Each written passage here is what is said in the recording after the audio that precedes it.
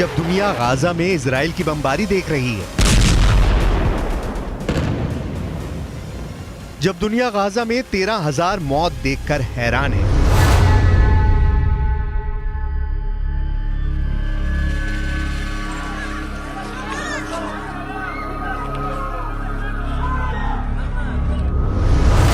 जब अमेरिका के समुद्री बेड़े इजराइल को बचाने के लिए भूमध्य सागर में डेरा डाले हुए हैं, पश्चिम एशिया में जंग के नए नए फ्रंट खुलने लगे हैं। हालात ऐसे हैं कि दुनिया को परमाणु हमले से लेकर वर्ल्ड वॉर शुरू होने का डर सता रहा है।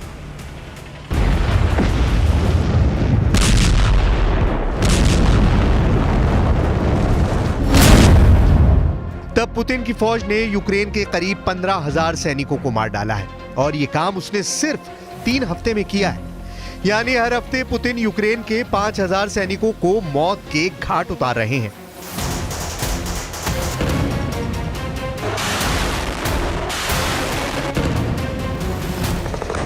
मतलब साफ है कि गाजा की गलियों में हमास और इजराइल के युद्ध के बीच एक जंग ऐसी भी है जिससे पूरी दुनिया का ध्यान भटक चुका है। लेकिन यूक्रेन में रूस जो कहर बरसा रहा है, उसको रोकने वाला ना अमेरिका बचा है ना ही नेटो। यूक्रेन में इस वक्त तबाही इस पैमाने पर हो रही है कि ज़ेलेंस्की के पैरों तले जमीन कब खिसकेगी उनको भी नहीं मालूम। Все попытки ВСУ провести десантную операцию на Херсонском направлении не увенчались успехом. Благодаря упреждающим и профессиональным действиям наших военнослужащих, части морской пехоты и сил специальных операций украинских войск несут колоссальные потери. Всего с начала месяца противник потерял свыше 13 700 человек, порядка 1800 единиц. पुतिन का तूफान हमास के हमले के बाद खामोश हो जाएगा, ऐसा बाइडेन सोच रहे थे, लेकिन रूस ने मौके पर चौका लगा दिया है। पश्चिम एशिया में युद्ध वाली आपदा को पुतिन ने बहुत बड़े अवसर के रूप में लिया और अब ज़ेलेंस्की की सेना चारों खाने चित नजर आ रही है।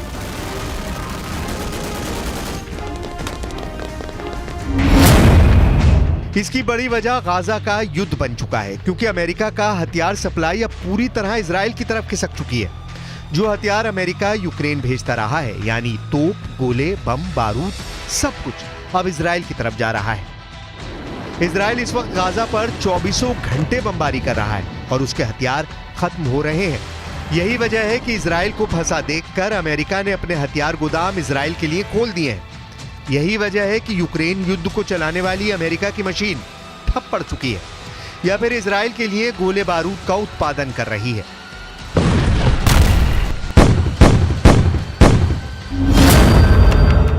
बाइडेन की मेहरबानी नेतन्याहू के लिए बड़ी राहत बनकर आई है, जबकि ज़ेलेंस्की को लग रहा है कि अमेरिका ने यूक्रेन को ठग लिया है। यही इस वक्त यूक्रेन और इजराइल की कहानी है, तो इसकी स्क्रिप्ट पुतिन बाइडेन से लिखवा रहे हैं, जिसका असर नवंबर में देखने को मिला है, क्योंकि पहले 3 हफ्तों में ही रूस की फौज ने यूक्रेन के करीब 15,000 सैनिकों को मार डाला है। यानी हर हफ्ते पुतिन यूक्रेन के 5,000 सैनिकों को मौत के घाट उतार रहे हैं। अब दीविका से लेकर खेरसान के फ्रंट पर पुतिन की फोर्स लगातार हमले कर रही है और जो ज़ेलेंस्की काउंटर अटैक वाली तैयारी लेकर बैठे थे, वो गाजा के युद्ध में पूरी तरह डूब चुकी है।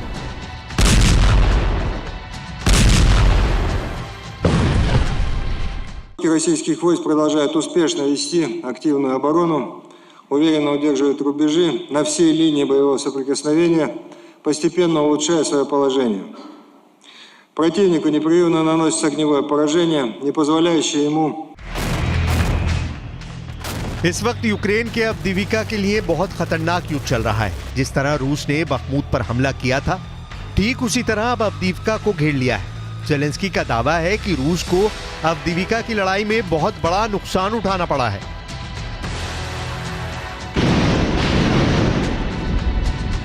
Росія вже втрачає під Авдіївкою і солдатів, і техніку швидше та масштабніше, ніж, зокрема, під Бахмутом.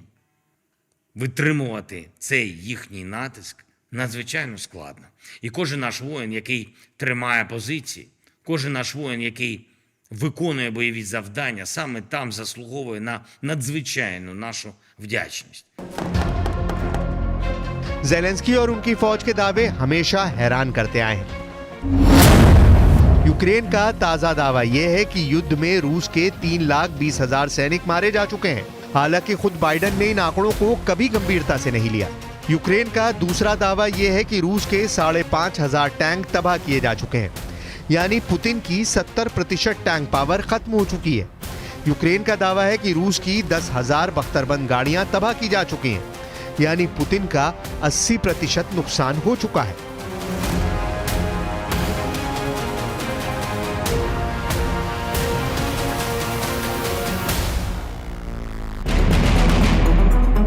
अब तक यूक्रेन के ऐसे दावों का मजाक उड़ता रहा है और यूक्रेन की बढ़ा चढ़ाकर आंकड़े पेश करना अपनी नाकामी छुपाने का तरीका बताया गया है, जबकि सच ये है कि यूक्रेन लगातार रूस के हाथों अपनी जमीन खो रहा है। इस बीच जेलेंस्की ने बड़ी हिम्मत दिखाई है। जेलेंस्की ने अपनी राजधानी कीव में खुले आसमान के नीचे आकर एक वीडियो स्टेटमेंट जारी किया है। जेलेंस्की को मालूम है कि पुतिन जब चाहें उनके ऊपर मिसाइल से हमला कर सकते हैं, लेकिन जेलेंस्की ने इस बार रिस्क लिया और यूरोपियन यूनियन में शामिल होने की चाहत के साथ उन्होंने दुनिया को बताया है कि वो रूस के खिलाफ खामोश नहीं बैठेंगे। Рік за роком, крок за кроком ми робимо все, аби у колі зірок на прапорі ЄС, що символізує єдність. Єдність народів Європи сяяла і наша зірка, зірка України. 20 років тому це була романтична мрія. 10 років тому амбітна мета. Сьогодні це реалії. फरवरी 2022 में शुरू हुआ यूक्रेन का युद्ध जब खत्म होता नजर नहीं आ रहा था, तब 7 अक्टूबर 2023 को इजराइल पर हुए हमास के हमले ने जैसे पूरी दुनिया पलट दी।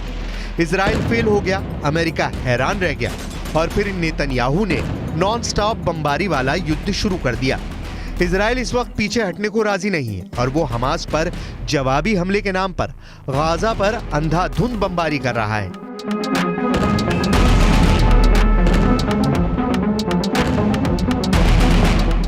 ऐसी ही तस्वीरों में दुनिया यूक्रेन युद्ध को जैसे भूल गई है और इस तरह से पुतिन ने भी पूरी नेटो को भटका दिया है। पुतिन अब जहां जा रहे हैं वो यूक्रेन को नहीं, बाकी दुनिया की बात कर रहे हैं। ब्रिक्स देशों की ऑनलाइन मीटिंग के दौरान पुतिन ने बता दिया कि अमेरिका और बाइडेन पूरी दुनिया में अराजकता फैलाना चाहते हैं और फिलिस्तीन इजराइल का ताजा मुद्दा इसकी मिसाल है।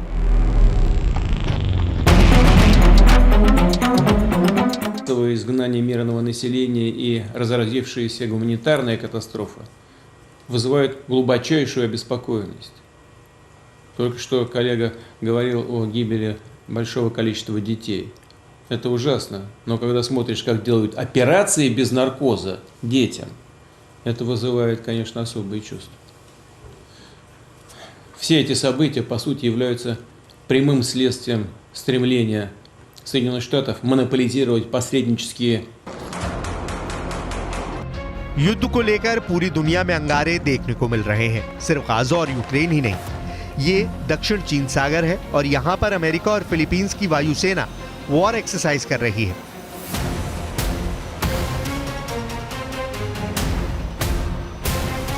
ताइवान के करीब अमेरिका और फिलीपींस के जहाज उड़ रहे हैं। जाहिर है कि इस पेट्रोलिंग का मकसद सिर्फ और सिर्फ चीन को डराना है, ताकि शी जिनपिंग ख्वाबों में भी ताइवान के बारे में ना सोचें।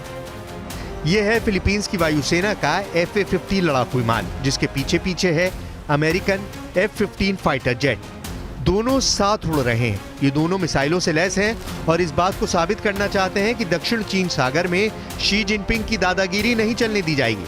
सवाल है कि क्या चीन इससे डर जाएगा?